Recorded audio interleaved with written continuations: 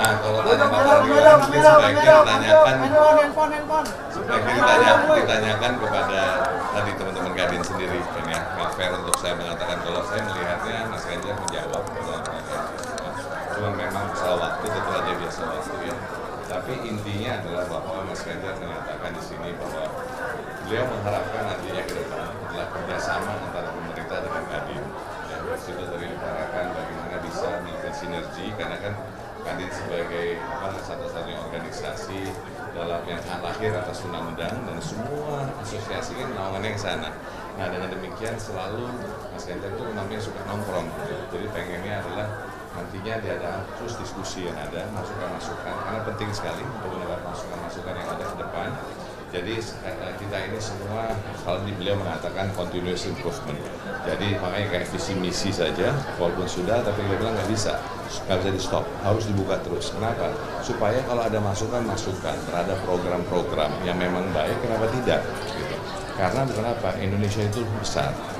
Resources kita besar, kita punya namanya bonus demografi yang besar, kita punya natural resources yang besar, nah tapi waktu kita sempit. Misalnya contoh demografi itu yang hanya waktunya 12-13 tahun. Terus bagaimana kita, nah untuk upaya ini nggak bisa pelan-pelan, ini sudah satset, mesti gerak cepat. Jadi kita harus bekerja sama dan bergotong royong, apalagi dengan dunia usaha, utamanya karena concern yang Pak Ganjar tadi dikatakan selalu adalah berapa kali dikatakan bahwa ekonomi, karena ujungnya daripada ekonomi itu adalah lapangan pekerjaan, bicara adalah bagaimana supaya biaya hidup daripada masyarakat bisa dijaga. Untuk biaya hidup masyarakat bisa dijaga berarti apa yang sudah dilakukan, berarti komponen-komponen bahan-bahan dari mulai pangan, daripada industri dan lain-lain, bagaimana kita bisa memproduksi dalam negeri akhirnya, tapi of course awalnya mungkin ya kita masih impor, tapi akhirnya harus dirubah. Bagaimanapun kekuatan nasional pemberdikarian Indonesia harus, karena apa? Tadi beliau juga mengatakan dampak daripada misalnya pandemi itu kan dampak luas sekali.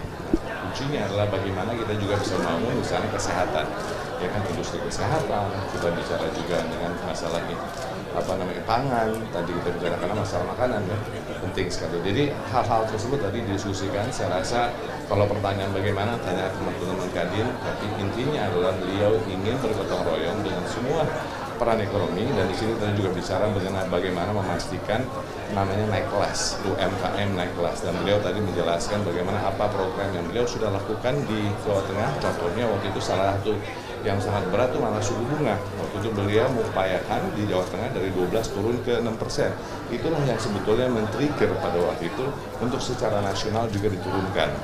Nah jadi ini hal-hal yang sangat penting. Jadi dengan demikian Mas Ganjar itu sangat concern terhadap yang namanya pengusaha dari mulai yang mikro, kecil, menengah, dan khususnya bagaimana menambah jumlah pengusaha dan juga bagaimana untuk menaikkan kelas daripada ini. Itu mungkin tadi yang secara tidak langsung bicara industri, bicara yang lain, tapi kalau opininya bagaimana mesti nanya Mas Anil, mesti nanya yang lain dan teman-teman tadi, karena kebetulan kan saya lagi cuti berhalangan hadir.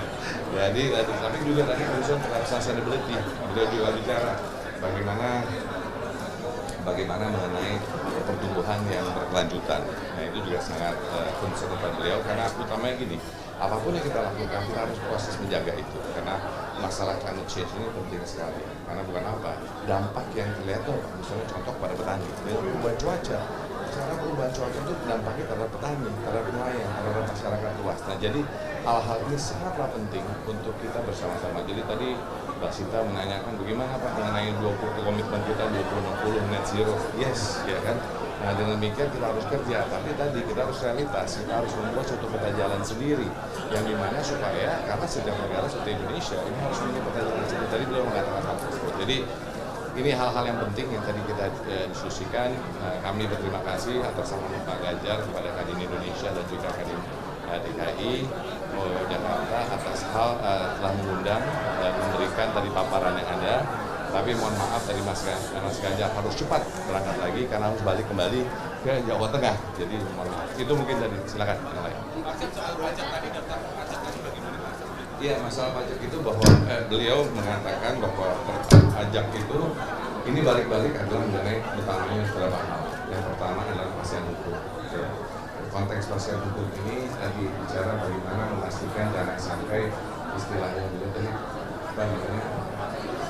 janganlah apa yang sudah melakukan pembayaran jangan sampai nanti orang tersebut dibalik lagi pada mereka istilahnya adalah balik kembali ke situ lagi kasih atau mereka bisa ada tapi balik ke data harus ada simplifikasi dari proses perpajakan harus ada tapi balik lagi organisasinya nilai-nilai values daripada harusnya juga harus dipastikan ya. Jadi sistem juga itu dan jadi perpajakan itu kita harus melakukan bersama tapi bukan jangan sampai pajak itu mengakibatkan pengusaha-pengusaha bukan juga pengusaha ya sampai perusahaan mikro dan kecil jadi tidak boleh karena nilainya itu harus berbalance tadi itu untuk mengatakan dan tapi nanti yang teman-teman tadi ya bisa menjelaskan UMN tadi tadi beliau mengatakan tadi dibalik-balikan semua ini kita harus taat dan pertama adalah kita bicara undang-undang BUMN sendiri terus bicara juga kita bahwa namanya pioneering BUMN itu harus menjadi pionir BUMN itu harus ya jangan sampai mematikan ya kan pengusaha-pengusaha nasional karena ada 3 komponen perusahaan ada namanya perusahaan swasta ada BUMN dan juga ada koperasi yang 3 hal tersebut nah ini penting sekali karena BUMN itu agent of change agent of change nah dari agent of change ini tidak bila mana suatu industri sudah mapan dan di mana di situ sudah banyak namanya perusahaan-perusahaan nasional saya mengatakan nasionalnya harus termasuk perusahaan di daerah ya karena kita dari setiap provinsi atau kabupaten itu ada perusahaan-perusahaannya itu yang juga ingin kita kembangkan nah ini jangan sampai mematikan tidak boleh jadi diutarakan oleh Mas Ganjar ke depannya harus kita melihat kembali bagaimana dan mengembangkan kembali kepada yang namanya spirit daripada BUMN itu sendiri sebagai agent of change, sebagai pionir dan tapi balik lagi yang harus kita bangun adalah pengusaha-pengusaha di Indonesia ini dari mulai mikro dan kecil. Jadi itu yang harus dilakukan. Jadi kalaupun ini jangan sampai tadi ada udah punya anak, punya cucu, punya dan lain-lain gitu. Ini bukan kesalahan satu saya katakan hari ini. Ini suatu proses sejarah, suatu proses legacy sejarah. Ya, jadi mana proses legacy ini harus kita lihat sekarang ini sudah dilakukan. Penerapan itu mungkin harus digenjot lagi, harus dipercepat lagi, harus disasetkan lagi. Gitu. Nah, ini monggo. Kalau dari Kadin di sini teman-teman Kadin dan Kadin provinsi ada semua. Tapi yang pasti pertama-tama kami mengucapkan terima kasih kepada Pak Ganjar dan tentunya Pak Arsyad di sini membawa Pak Ganjar karena beliau datang dari Jawa Tengah dan kembali ke Jawa Tengah. Jadi itu kami sangat apresiasi.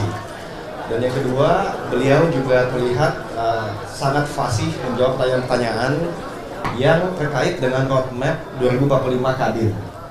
Dimulai dari tadi resiliensi pangan, resiliensi farmasi, medikal, lalu juga UMKM, BUMN, sampai kepada tadi tax ratio dan juga isu keberlanjutan. Jadi dari kami tentu mempersilahkan teman-teman Kadin Provinsi, Kadin Indonesia, Asosiasi Himpunan Melihat sendiri untuk menentukan pilihannya dan juga kami siarkan dengan tujuan supaya masyarakat juga melihat bagaimana masing-masing capres menjabarkan visi-misi ekonominya. Karena bagaimana juga tadi sudah disampaikan Pak Arsyad, isu ekonomi itu isu penting, isu perut, isu harga, dan juga tentunya lapangan kerja. Jadi dari kami tentunya sangat mengapresiasi dan ini yang pertama dari 3 dan tentu kami mohon dukungannya dan doa supaya semua lancar dan sekali lagi kami berterima kasih kepada Pak Arsyad yang sebenarnya ini habitat beliau hanya jalan-jalan sebentar dan lagi balik lagi. Bisa ditambahkan? Cukup.